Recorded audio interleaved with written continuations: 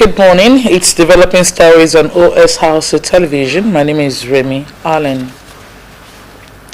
Ondo State's Governor Lucky Aiyedatiwa is set to swear in 16 commissioner designates into the State Executive Council (SEC) at the Dome Cultural and Events Center, Alagbaka, Akure. The non-commissioners' appointments were confirmed by the Ondo State House of Assembly. The swearing-in ceremony marks a key step in consolidating Governor Aiyedatiwa's administration as it continues to implement its development agenda across the state. The governor had earlier forwarded 12 commissioner nominees for confirmation in June and subsequently added 4 more, all of whom underwent screening and approval by the state's legislature. Governor Aiyedatiwa's administration is expected to leverage the expertise of the new commissioners to drive progress in various sectors. Vice President Kashim Shettima and the Chief of Staff to the President, Femi Gbajabiamila, have arrived in London, the United Kingdom, to receive the body of the late President Muhammadu Buhari, who passed on in London Clinic on Sunday at the age of 82 after a prolonged illness.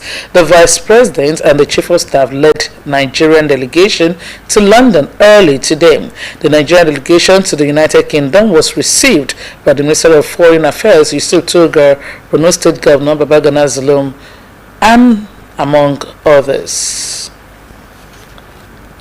Meanwhile, President Tinubu has called an emergency Federal Executive Council meeting for Tuesday, July 15, 2025 to honor the late former President Muhammadu Buhari, who died on Sunday in a UK hospital. In a tribute signed shortly after Buhari's passing was announced, Tinubu confirmed that Buhari would receive full state honors. He directed that all national flags fly at half-mast across Nigeria for 7 days as a mark of respect.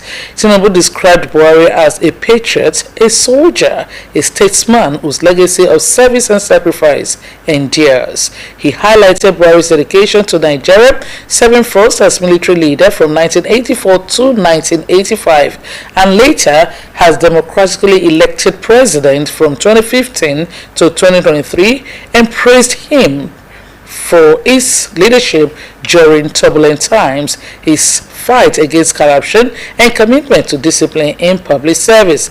Extending condolences to Buhari's wife, Aisha, their children, the Buhari family, and the people of Katsina State, especially the Daura Emirate. Tinubu assured Nigerians that the federal government would organize a funeral befitting Buhari's contributions. He prayed for Allah's forgiveness and eternal peace for the late leader, hoping his life inspires future generations to serve Nigeria with courage and integrity.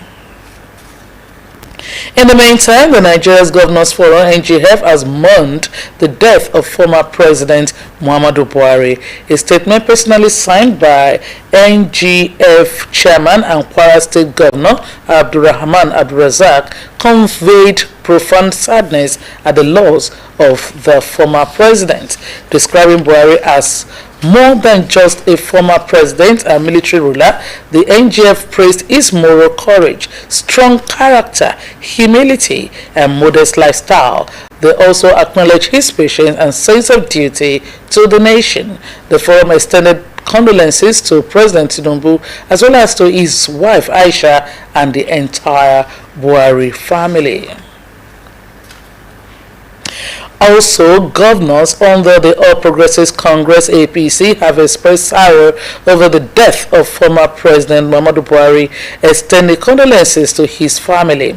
President Bola Tinubu and the nation. In a statement by Chairman of the Progressive Governors Forum and Governor of Imo State, Hope Uzodinma, the governors described Buhari's passing as a monumental loss to the nation. They hailed him as an emblem of honest and dedicated leadership marked by integrity, patriotism, and sacrifice. The former president's legacy, they said, serves as a moral compass for transparent and accountable governance, inspiring future generations across Nigeria and Africa.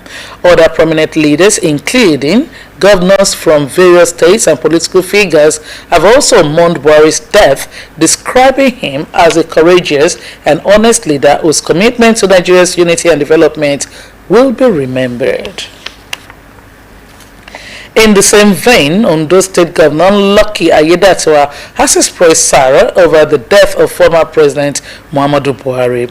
In a statement, the governor described Buhari as a patriot whose life was marked by audacity, prudence, and compassion. He recalled Buhari's integrity and warmth, noting how the late leader could bring a smile even in challenging times, citing a recent meeting with progressive governors in Kaduna.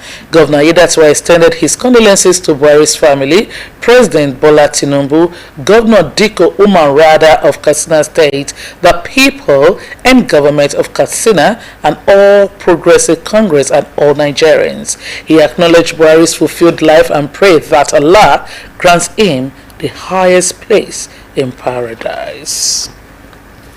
Away from the former President Muhammadu Buhari's death, 3 weeks after being reported missing, 2 Adekunle Ajashi University students have been found dead in a forest near the Ondo-Ekiti border.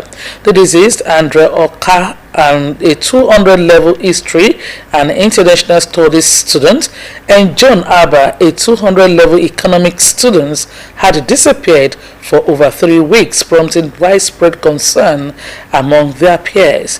Their disappearance sparked a search and appeals for information, but efforts yielded no leads until security operatives discovered their bodies in a bush at a border town between Akoko and Ekiti. On this day, Police Public Relations Officer Olayinka Anyolade said an update would be provided soon as investigations continue. The Economic and Financial Crimes Commission (EFCC) has arrested 6 suspected internet fraudsters in Uyo, the Akwa Ibom state capital. This development was announced via its official X account. The anti-graft agency stated that 4 suspects were apprehended in Ekamba, while 2 others were caught in the Ekpri Nsukara area of Akwa Ibom during an intelligence-driven operation. The agency also disclosed that various items were recovered from the suspects during the operation. And that's the news. Many thanks for watching. Good morning.